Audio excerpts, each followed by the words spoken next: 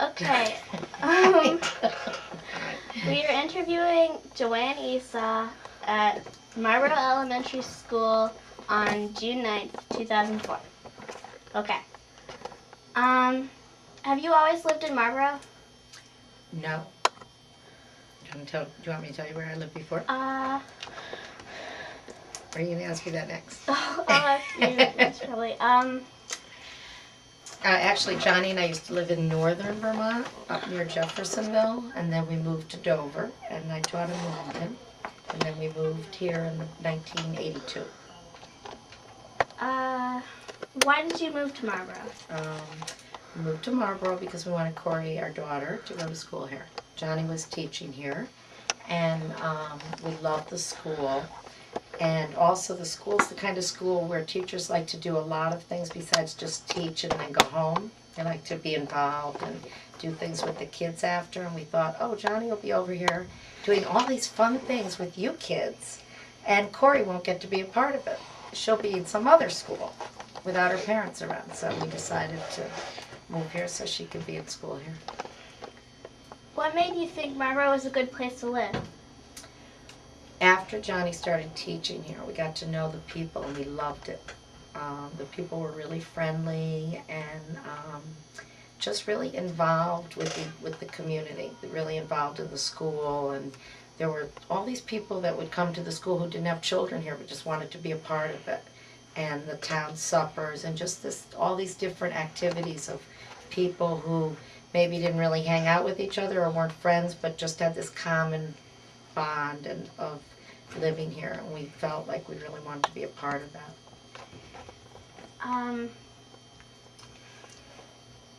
What did you think of Marlboro the first time you saw it?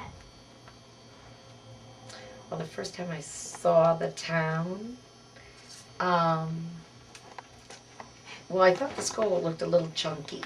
I was kind of surprised because Johnny kept saying how great it was, and when I came, it was sort of run down, and I was teaching in Wilmington, which was a very new school and had a lot of really nice facilities. So at first I was a little surprised, and I remember the schoolyard used to have an old boat in it that was broken, and kids would just sit in the boat, and I thought that was really funny that they had like a boat sitting out there.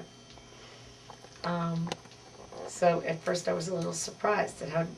And that was my first look. Then my second place that I saw in Marlboro was South Pond, and that was just so beautiful that was reassuring. And then there were some beautiful places. How many years have you lived in Marlboro? Oh, so I have to do the math, right? 1982. What's that? 19 years? Sounds about right. Kind of. But that actually, maybe I didn't move here in 1982 then, because Corey's 21 and she was 2, so I've been here 19 years. So it must have been 1984. Has Marlboro met your expectations? It really has. It's been a great place to live and a great place to raise a family, and we've made lifelong friends. What do you see as some advantages of living and working in the same town? Well, the first advantage is you don't have to drive down Route 9 when it's icy. You get to stay up here. So you don't have to deal with the roads.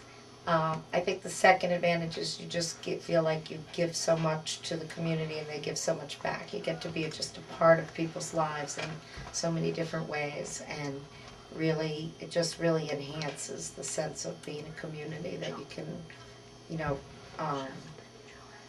especially being a teacher, that you just get to know kids in such a special way, and you get to know their families, and just feels wonderful to have such a part of your community, to not just live somewhere and then drive and go to work and come home. It feels wonderful to just be there all day and experiencing it in that kind of a way. Were you kind of not sure how to do things here? Like, because it's kind of a different school. Yes, that is a good question. Yes, I actually taught in Wilmington, which was a very structured school, and Everybody did everything at the same time, like they all read in the morning at the same time and they did math at the same time. It's 10 o'clock, everyone did math. So I knew that I was doing math. It was very different. And at first it was fun, and then it was a little frustrating because I wanted to be able to work with kids, and I had to try to figure out what everybody was doing all the time and when was the best time to help kids and when they needed help, and I didn't want them to miss anything. So there were frustrating parts, but I figured it out, and I think having seen how great it was for the kids, how much the kids were learning and how much the kids were enjoying learning like this, gave me the inspiration to be patient with the system and the teachers and try to work it out, because I could see the end result was great in terms of how kids learned. And then I experienced as a parent that it was wonderful too for my daughter. So I knew that the flexible teaching style really was helping kids, so it made me want to try to work with that system. But it was definitely very different than anything I had ever done before. Are there any disadvantages of working and living in the same town?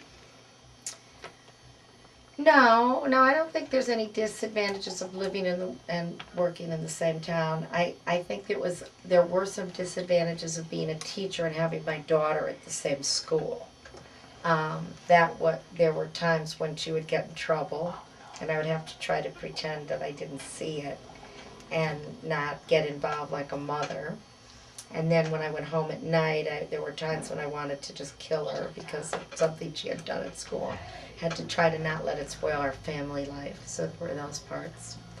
But then there were so many advantages to be part of her day, so that was really excellent. So to be able to see your child, if they're doing a play or they're practicing or doing something fun or reading a story, and to be able to just run downstairs and be part of that and not have to get out of work and drive. And that's what a lot of kids' parents have to do. They have to make arrangements to get out of work or to try to fit their schedule to come in just to see a little part of something that they're doing. And I never had to do that. I could just, be there when I wanted to.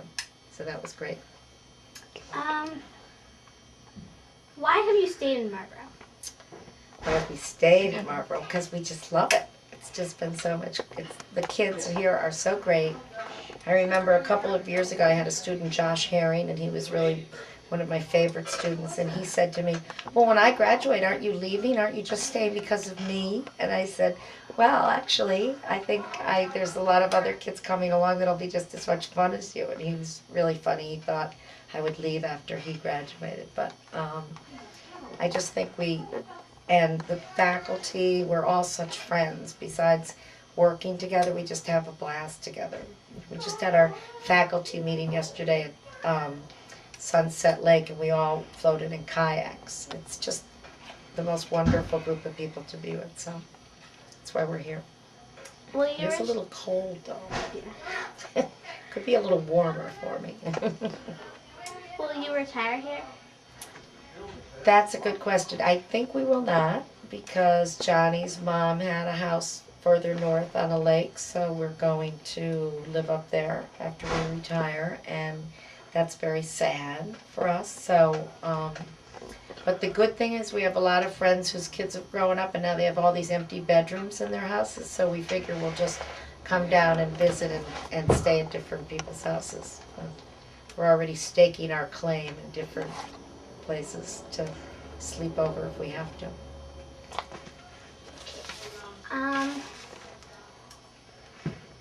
Why did you choose to work in Marlboro? Actually, I didn't choose to work in Marlboro. It just happened. It chose me. I was home with Corey. I took a year off from teaching. And there was a student here who needed a teacher that had some special training for a certain reading program, and I happened to have it. And they asked me if I would come just 2 hours a day. And that was really lucky, to be able to stay home with your child and take care of a little girl and a little baby. We adopted Corey. She was only 4 days old when we adopted her. And I wanted to be home with her, and I got to come in for like an hour and a half or 2 hours and work with her, with this other girl that was wonderful to work with. So I thought, whoa, this is great. I can just work a little bit and still be a mom, which I really wanted to be. And then it just grew and grew. Every year that Corey got a little older and had a little more, I had a little more free time, kept getting filled in with more hours here, and eventually I just became a teacher. So it took me a while to actually be on the staff. I was usually just working with 1 or 2 kids at a time. What sort of skills do you need to know about for your job?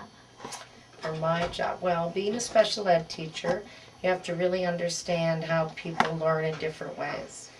Because the students that I work with are students who have strengths, but they also have some weaknesses that some people call them disabilities. I try to have kids think about their abilities. So you have to try to be able to understand how the brain works and what parts of learning are working well for one student, and then you have to try to figure out how to teach them through those strengths.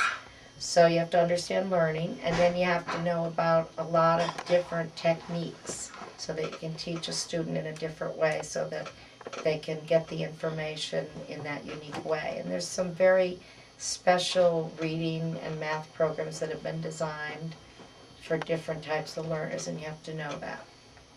And you have to be a learner yourself. You have to keep learning, because every year there's new research. There's things that I look back at like 15 years ago and I think, oh, I wish I had known that when that person was here. I wish I'd understood autism more when that person was here. I might have been able to teach them in a different way. So you have to be willing to keep learning yourself so that you can stay up with the new research, especially brain research that they're doing, so you can really stay informed about new ideas, because I think every year they're learning more and more about the way different people learn and how we can help them. Is it sometimes difficult to do this kind of job? It's never difficult to work with the kids. Kids are great. It's difficult sometimes because there's a law, a federal law, that requires a lot of paperwork, a lot of typing and documents to say what you're doing, and also because of all the budget part of getting money back to the school, because sometimes to teach a child in a different way costs money that the school can get reimbursed for. So there's a lot of paperwork, and that is difficult because it's frustrating. And things need to be done on time, and that's not one of my talents. I'd rather be out building the woodshed, gardening, listening to someone read, and then at the end of the day I still have all these things that have to be filed on time. So that is my frustrating part of my job, but not the part of being with the kids. That's always fun. Did you have to go to college for this job? Yes. And in Vermont now, I think you have to go beyond college. You have to have a master's. And you have to take special courses to be certified, not just as a teacher, but as a special ed teacher. And that's what some of the teachers in our school are doing this year. They're going to get a master's so that they can be certified in special ed. That's what Janie and Carol Ortlip are doing. How did you react your first day at work? How did I react my first day at work? I just can't even remember that. Because I said my first day of work here, I was in Johnny's room. So that was kind of fun. And I got to see Johnny teaching. And I think he reacted worse than me because he always sweats when people watch him teach. So I think he was more nervous than me because I got to actually see him as a teacher. So that's what I remember the most, watching him teach and kind of giggling, but knowing that he was more uncomfortable than me, because the student that I was working with was in his room and they didn't have a place for me, and I had to work in the back at a little desk. How long have you had this job? Well, the special ed in general, I've taught 28 years, but I've taught at lots of different schools, and I've been here like 19 years. but 28 years teaching special ed in lots of different schools. Does that seem old? Long time. Did you ever want to be a classroom teacher? Yeah, and once I was. For once I took a year off and I was a kindergarten teacher, and that was really fun. And I thought I would stay as a kindergarten teacher forever and ever. I thought, this is it.